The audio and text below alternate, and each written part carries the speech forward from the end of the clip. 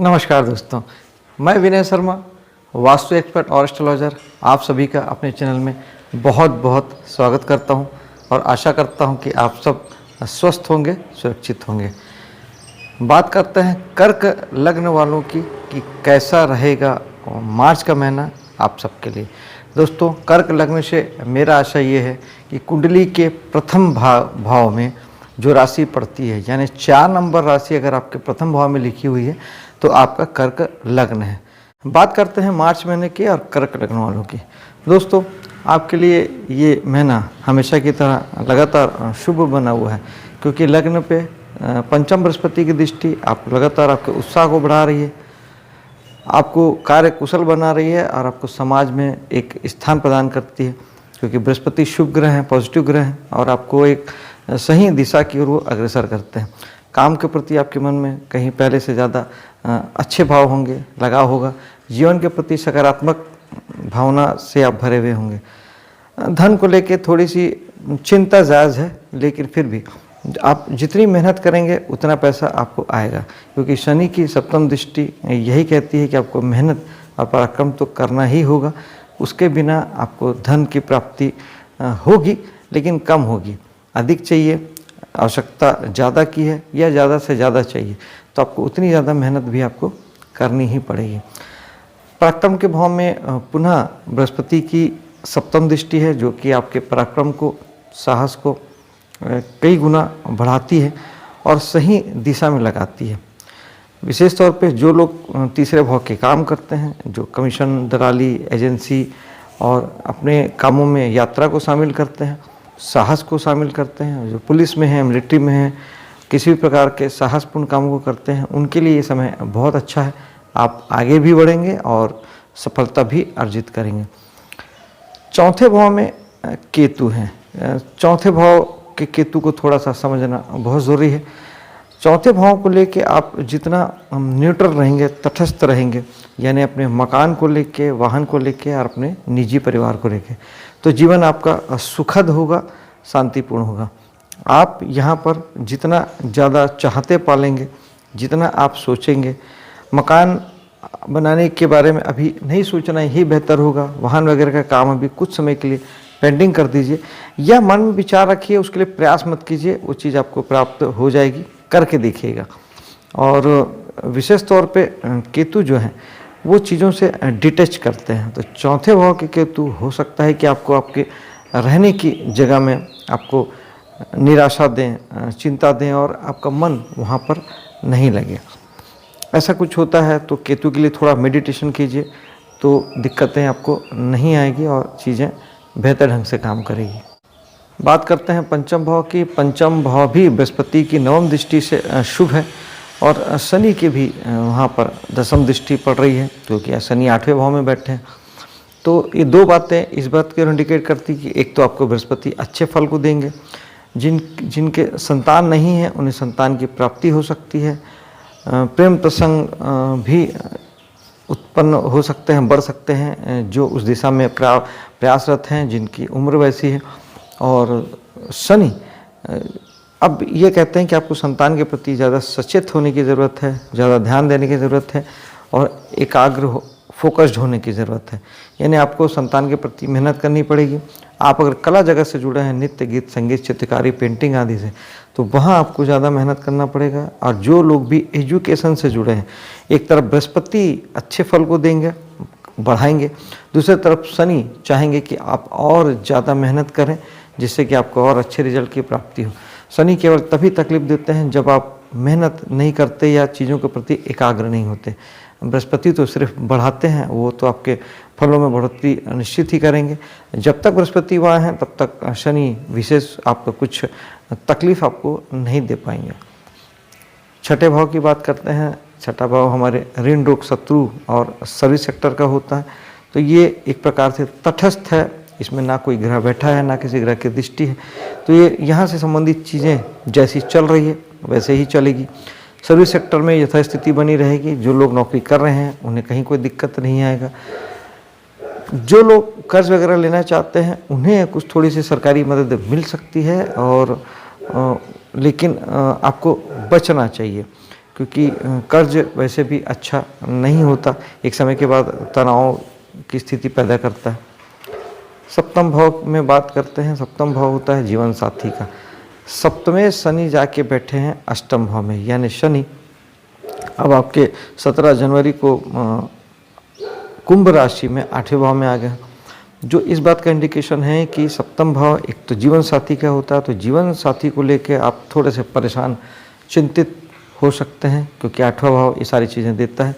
और बिजनेस, अगर आप बिजनेस करते हैं, व्यवसाय करते हैं, किसी भी प्रकार का खुद का काम करते हैं, तो वहाँ पर भी आपको अगले 2-2.25 वर्षों के लिए तनाव और प्रेशर का सामना करना पड़ेगा।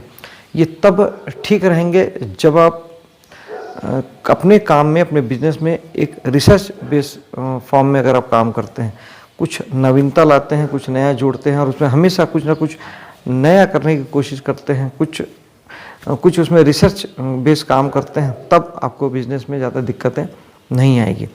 और रही बात जीवन साथी की, तो बेहतर ये होगा कि शनि के लिए कुछ उपाय करते चलें, वरना ये तो 2-2.5 साल की बात है, आपको लगातार चिंता और परेशानी होती ही रहेगी। इसलिए आप शनि के लिए काले कपड़े या काली वस्तुओं का दान कर सकते हैं। शनिवार के दिन शनि मंदिर में जाके भगवान शनि में तेल चढ़ा सकते हैं, सरसों का तेल या तिल का तेल। और शनि की वस्तुएं जैसे लोहा है और सीमेंट है, इस तरह की चीज़ों का आप दान भी कर सकते हैं, इससे भी शनि काफ़ी ठीक हो जाते हैं। ओम शनिचर्या नमः एक माला जाप कर सकते हैं। हनुमान जी की साधना भी शनि को ठीक करती है। 8वें भाव में ही सूर्य और बुध पहले 15 तारीख तक रहेंगे, 14 तक सूर्य और 15 तक बुध, तो ये आपको दूसरों के माध्यम से धन की प्राप्ति कराएंगे। सूर्य है तो पिता के माध्यम से धन की प्राप्ति हो सकती है, और सूर्य बुध दोनों, अगर आपके लाइफ में ऐसा कुछ चल रहा है, तो पुश्तैनी प्रॉपर्टी जैसा कुछ योग है, तो पुश्तैनी प्रॉपर्टी भी प्राप्त होने का योग बनता है, अगर आपकी कुंडली में भी वैसे योग संयोग हैं तो। और ये सूर्य बुध 15 तारीख के बाद आपके भाग्य में चले जाएंगे, जहाँ पहले से ही शुक्र विराजमान है और बृहस्पति भी विराजमान है, तो भाग्य भाव आपका इस महीने सर्वाधिक महत्वपूर्ण हो जाएगा और बहुत बलवान हो जाएगा। यानी भाग्य आपको चहुमुखी विकास करेगा। 4 ग्रह वहाँ पे भाग्य में आपके बैठे हैं। शुक्र आपको लग्जरी देंगे, सूर्य मान सम्मान से जोड़ेंगे, बुध आपको बुद्धि विवेक आपकी बढ़ाएंगे, और बृहस्पति ओवरऑल आपके कर्मों को सफलता की ओर लेके जाएंगे।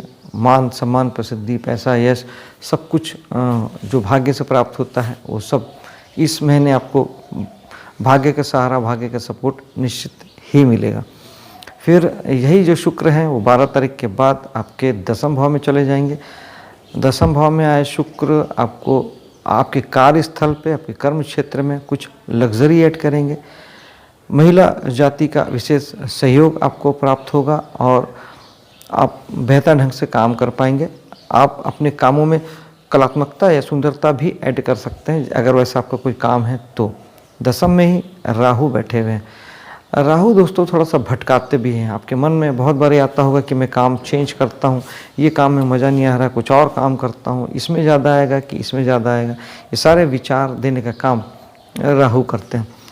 राहु राजनीति के कारक हैं। अगर आप राजनीति से जुड़ते हैं, विदेश से जुड़ते हैं और नई टेक्नोलॉजी से जुड़ते हैं, तब आप बेहतर ढंग से काम कर पाएंगे और आपको अच्छी सफलता मिलेगी।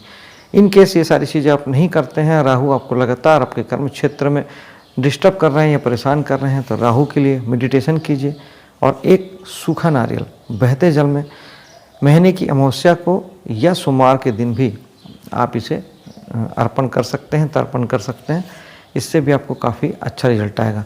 मेडिटेशन विशेष रूप से कीजिएगा, राहु केतु शनि सभी को ठीक करता है। एकादश भाव की बात करते हैं, जहाँ मंगल 13 तारीख तक रहने वाले हैं। 10वें मंगल का एकादश में बैठना ये शुभ है, यानी आपको कामों से लाभ की प्राप्ति होगी। आप जो कुछ भी करेंगे वहाँ से आपको लाभ मिलेगा। आपके दोस्त यार आपके लिए लाभप्रद साबित होंगे। समाज, सोसाइटी भी आपके लिए बेहतर ढंग से काम करेगी। मंगल साहस के भी कारक हैं और लड़ाई झगड़े के भी कारक हैं, तो दोस्तों यारों से लड़ाई झगड़े से बचें। समाज सोसाइटी में भी वाद विवाद से बचें, क्योंकि ये मंगल दे सकते हैं। फिर यही मंगल 13 के बाद आपके 12वें भाव में चले जाएंगे, जो कि खर्च का है, इन्वेस्टमेंट का है, विदेश का है, मेडिकल फील्ड का है। तो अगर आप मेडिकल फील्ड से जुड़ के काम कर रहे हैं या विदेश में किसी भी प्रकार के काम करते हैं तो वहाँ आपके साहस में बढ़ोतरी होगी, उत्साह बढ़ेगा, उमंग बढ़ेगा, ज़्यादा एनर्जी के साथ आप काम कर पाएंगे, एक्शन ओरिएंटेड आप हो जाएंगे।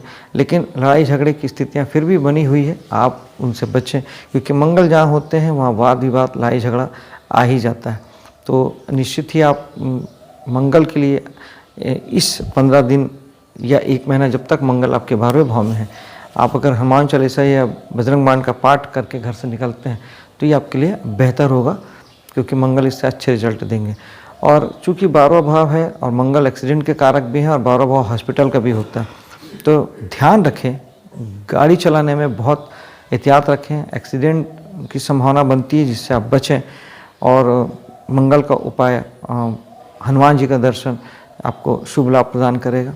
दोस्तों, आपके लिए महीना शुभ हो, सफल हो, इसी कामना के साथ मैं अब आपसे विदा लेता हूँ।